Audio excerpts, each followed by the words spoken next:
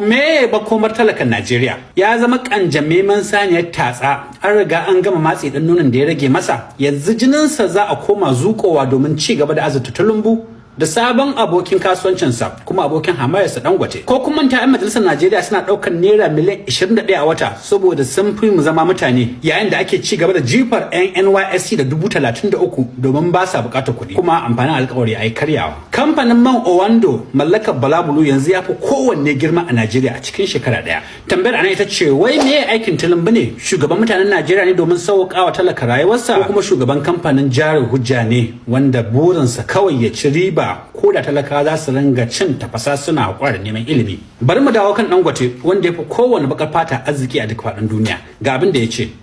Gasoline is about 40% cheaper in Nigeria than in Saudi Arabia. Cewa yana goyon bayan cire tallafin mai, kuma mai ya fi sauki a Najeriya idan aka kwatanta da Saudiya. Dangote ko ka san nawa mafi karancin albashi a Saudiya yake? Naira. Akwai karashin wannan labarin da za a iya gani kai tsaye a cikin shafi na YouTube da yake karkashin hotuna na jikin wannan shafi.